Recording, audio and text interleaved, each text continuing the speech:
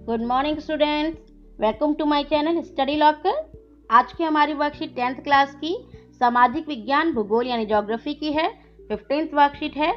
10 अगस्त की हमारी वर्कशीट है। आज हमारा टॉपिक है संसाधनों का वर्गीकरण। संसाधन होते हैं वो चीज़ें जो हमें जीवन जीने में हेल्प करते हैं। वो कोई भी चीज़ हो सकती है, आपके आसपास रखी कुर्सी, आपका मोबाइल, आपका कूलर, आपका पंखा, आपका बेड, आपके जानवर, आपका परिवार, हर एक चीज़ संसाधन है। ठीक, मैंने ऑलरेडी इस चैप्टर की वीडियो बना करके अपने चैनल पे डाली हुई है। मैं डिस्क्रिप्शन बॉक्स में इसका लिंक डाल दूंगी, अगर आपको चाहिए हो तो वहाँ से प्राप्त कर सकते हैं। चलिए वर्कशीट पे चलते हैं। हमारे पर्यावरण में उपलब्ध प्रत्येक वस्तु जो हमारी आवश्यकताओं को पूरा करने में प्रयुक्त की जा सकती है, जिसको बनाने के लिए प्रौद्योगिकी यानी टेक्नोलॉजी उपलब्ध है, जो आर्थिक रूप से संभावी, सांस्कृतिक रूप से माननीय है, यह एक संसाधन है। मतलब कि जो भी वस्तु हमें प्रकृति से मिल रही है और हम अपना दिमाग टेक्नोलॉजी लगाकर उसको यूज कर रहे हैं, वो सारी की सारी चीज़ें संसाधन कहलाती हैं। क्या आप भी अन्य बहुत से लोगों की तरह संसाधनों को प्राकृतिक उपहार समझते हैं? ऐसा नहीं है। क्या आप मानते हो कि ये प्राकृतिक उपहार है? ऑब्वियसली बात है, देखा जाए तो गॉड गिफ्टेड है, लेकिन कहीं ना कहीं मनुष्य का भी उसमें रोल होता है। संसाधन मानवीय क्रियाओं का परिणाम है। मतलब कि प्रकृति ने हमें लोहा दिया, जमीन के अंदर दिया, बहुत अंदर।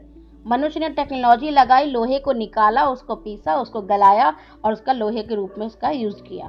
तो मतलब कि संसाधन तो हैं ऑलरेडी, बट उसको यूज करना जो है मनुष्य के कारण है।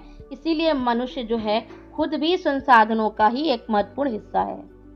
ठीक, मनुष्य क्या करते हैं, पर्यावरण में पाए जाने वाले पदार्थों को संसाधनों में परिवर्तित करते हैं और उनको प्रयोग करते हैं। मतलब कि जो कुछ भी हमें संसाधन मिल रहा है उसको हम लोग अपनी टेक्नोलॉजी के थ्रू यूज कर सकते हैं और तभी वो संसाधन कहलाते हैं। पहले वो पदार्थ हैं, संसाधन तब बनते हैं जब मनुष्य उसमें अपना स्किल लगा करके उसको यूज करने लायक बनाता है।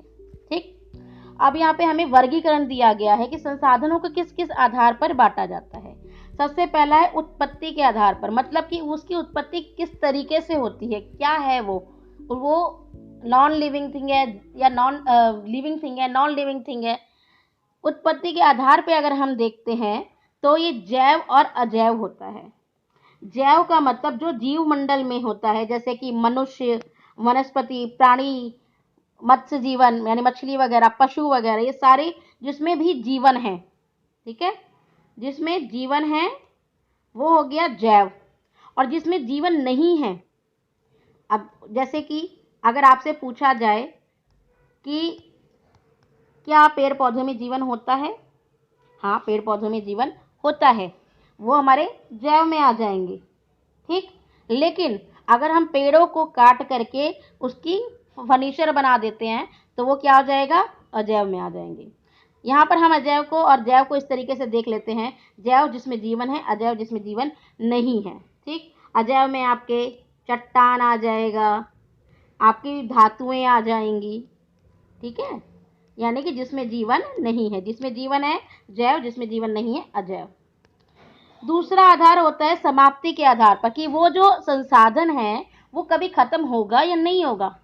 अगर वो खत्म हो रहा है तो वो अनवीकरणीय है। जो खत्म हो जाए, जिसे हम दोबारा से बना नहीं सके, वो अनवीकरणीय होता है। और जो खत्म ना हो वो नवीकरणीय होता है। जो खत्म नहीं होता है, जैसे कि वन हो गया, ठीक है, पानी हो गया, वायु हो गया, ये आपके क्या हुए, नवीकरणीय। अब यहीं पर अगर मैं लिखूं कि कोयला, क्या ये दोबारा हमें मिल सकता है खत्म होने के बाद? नहीं, तो ये अनवीकरणीय हो जाता है। ठीक, तो ऐसे संसाधन जो दोबारा यूज करे जा सकते हैं वो नवीकरणीय, जो खत्म हो सकते हैं वो अनवीकरणीय। अनवीकरणीय कौन से हैं? जो खत्म हो सकते हैं।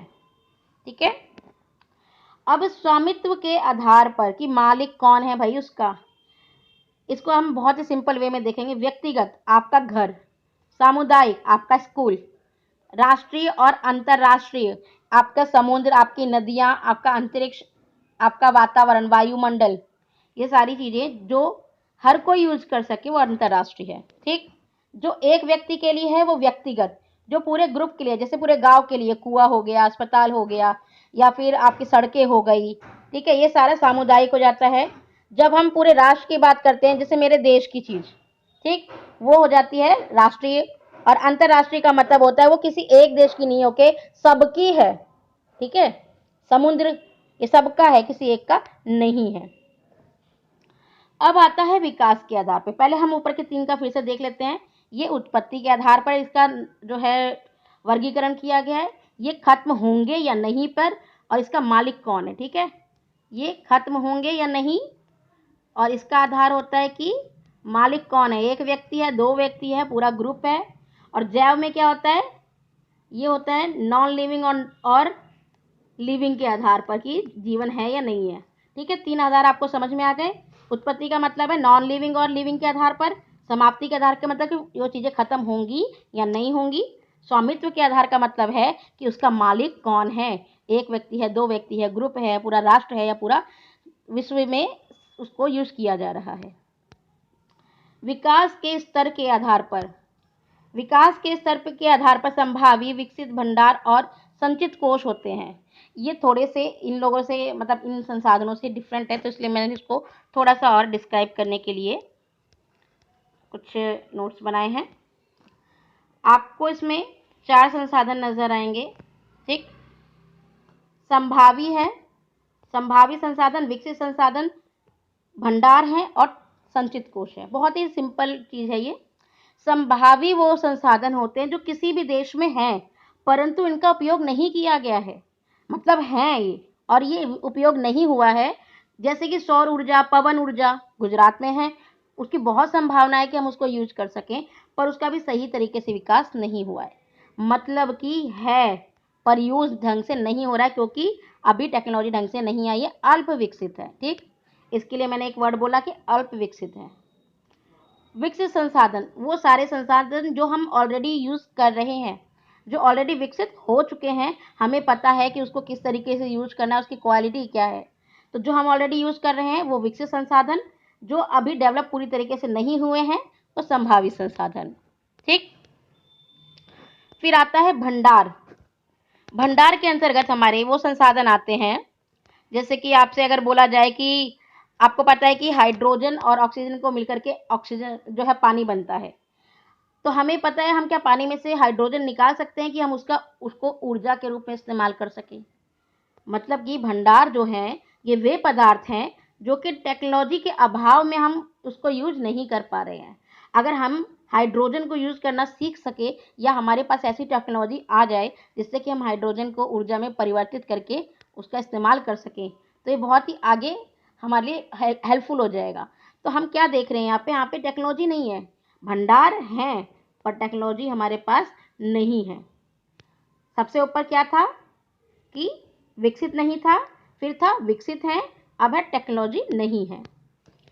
अब हम देखते हैं टेक्नोलॉजी है पर यूज कम हो रहा है, क्यों भाई। संचित कोश वो भंडार होते हैं जिनकी तकनीकी ज्ञान की सहायता से प्रयोग में लाया जा सकता है, पर अभी हम टेक्नोलॉजी के हिसाब से उसका बहुत बड़े पैमाने पे इस्तेमाल नहीं कर रहे हैं। जैसे कि जल विद्युत, भाई इसका बहुत बड़े पैमाने पे यूज किया जा सकता है, पर अभी ये इतना यूज नहीं हो रहा है। हो सकता है वर्तमान में इसका उपयोग बहुत ज़्यादा हो जाए, ठीक। तो सॉरी, भविष्य में इसका बहुत ज़्यादा इस्तेमाल हो जाए, अभी वर्तमान में सीमित है। तो टेक्नोलॉजी जो है पर यूज कम हो रहा है। एक बार हम इसको इस तरीके से देखते हैं। जो आपके संभावित संसाधन हैं जो कि है ऑलरेडी पर अभी पूरी तरीके से विकसित नहीं हुए, हम उसका इस्तेमाल पूरी तरीके से नहीं कर पा रहे क्योंकि हमारे अभी विकसित नहीं हुए हैं, हमने उसको पूरी तरीके से यूज करना शुरू नहीं कर पाए हैं। दूसरा हो गया विकसित संसाधन जो ऑलरेडी यूज हो रहे हैं। भंडार में ऐसे संसाधन जो कि हैं बट हमारे पास टेक्नोलॉजी नहीं है कि हम उसको यूज कर सकें। और संचित कोश वो होता है जहाँ टेक्नोलॉजी है पर यूज कम हो रहा है, जैसे कि जल विद्युत, जल को विद्युत के लिए इस्तेमाल करना। तो आई होप ये आपको समझ में आ गया होगा चारों संसाधन। चलिए फिर से वर्कशीट पे चलते हैं हम। आप इसमें देख सकते हैं कि संसाधनों के कुछ वर्गीकरण आपको नजर आएंगे। इसमें इन्होंने संसाधन को पहले 2 भागों में बांटा, ठीक है। एक तो गॉड गिफ्टेड प्राकृतिक, एक मानवीय, मतलब कि जो प्रकृति से हमें मिला है और जो मनुष्य ने बनाए हैं। ठीक, मनुष्य खुद अपने आप में एक संसाधन है। जो उसकी संरचनाएं हैं, जो संस्थाएं हैं, जैसे परिवार, धर्म, ये सब संस्थाएं हैं, ये मनुष्य की संस्थाएं हैं। ठीक, मात्रा एवं गुणवत्ता, इसका मतलब ये होता है जो मनुष्य है वो उसकी क्वालिटी क्या है, वो पढ़ा लिखा है, स्किल वाला है। अगर वो बीमार है, किसी देश का अगर मनुष्य, सारे लोग बीमार हैं तो देश डेवलप कैसे कर पाएगा। अगर किसी देश के जो लोग हैं बहुत ही स्किल्ड हैं और बहुत दिमाग है उनके पास, बहुत अच्छे से वो सारे काम कर लेते हैं, तो देश आगे जाएगा। मतलब कि लोगों की जनसंख्या कितनी है, उनके अंदर स्किल्स कितने हैं, उनके स्वास्थ्य कैसा है, उनके अंदर महत्वाकांक्षाएं कितनी है, मतलब कि मनुष्य कैसा है। ठीक, यहाँ हम देखते हैं नवीकरणीय और अनवीकरणीय, जो मैंने अभी आपको बताया था। नवीकरणीय का मतलब जिनको हम दोबारा दोबारा रिपीट कर सकें, जिनका प्रवाह चलता रहे, सतत अथवा प्रवाह। सतत का मतलब है लगातार, जैसे पवन और जल, ये लगातार हमें, अब पानी है, उड़ करके जाएगा, फिर आएगा, फिर ठंडा होगा, फिर उड़ेगा, गर्म होकर के फिर ठंडा हो जाएगा, फिर पानी बन जाएगा भाप बनने के बाद। तो इसकी चक्र जो है चलता ही रहता है। तो ऐसी चीजें जो कि दोबारा से हमें प्राप्त हो रही हैं। ठीक, अब इसी में हम जैव में भी देखते हैं, प्राकृतिक, वनस्पति, वन और वन्य जीव, ये सारी चीजें जो है नवीकरणीय हैं। ठीक है, जैसे वन है, आप पेड़ लगा दोगे तो आपको पेड़ दोबारा मिल जाएंगे।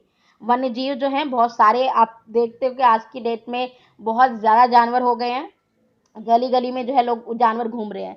तो मतलब कि वन्य जीव की जनसंख्या भी काफी ज्यादा है। तो ये चीजें ऐसी हैं जो कि खत्म नहीं हो रही है, ये दोबारा भी प्राप्त हो जाती हैं। अनवीकरणीय में ऐसी चीजें आती हैं जो कि बार बार यूज नहीं हो रही। जैसे कि इसमें भी इन्होंने दो कैटेगरी डाल दी, एक पुनः चक्रीय, एक अचक्रीय। धातु जो है उसको हम बार बार यूज कर सकते हैं। अगर आपने जमीन से लोहा निकाल लिया, ठीक है, लोहा जमीन के अंदर हो सकता है कि खत्म हो जाए, इसीलिए इसको अनवीकरणीय योग जो है कहा गया है। लेकिन हम लोहे को बार बार गला गला के कुछ भी बना सकते हैं, तो दोबारा से पुनः चक्रीय होती है, मतलब दोबारा हम इसका यूज कर सकते हैं, इसलिए इसे पुनः चक्रीय कहा गया है। जीवाश्म ईंधन, जैसे कि आपका कोयला, जो भी चीजें जमीन के अंदर गड़ी हुई हैं जो बहुत पहले से, और अब हम उसे खोद करके निकाल रहे हैं खदानों से, खनिज के माध्यम से, वो सारी चीजें जीवाश्म ईंधन के अंतर्गत आती हैं। पेट्रोल, कोयला भी उसी में आता है आपका। तो ये जो चीजें हैं ये खत्म हो जाएगी। पेट्रोल खत्म हो गया तो अब नहीं मिलेगा, ठीक है ना। तो जो चीजें खत्म हो जाए, मिलेगी नहीं, वो अनवीकरणीय जो मिलती रहेगी, जिसे दोबारा दोबारा रिपीट किया जा सकता है, लेकिन इसका क्वालिटी गिर सकती है। जैसे पानी है, पानी बहुत मात्रा में है पर पीने वाला पानी कम है, तो ऐसे में हमें इसका बहुत ज़्यादा बचा करके रखना चाहिए।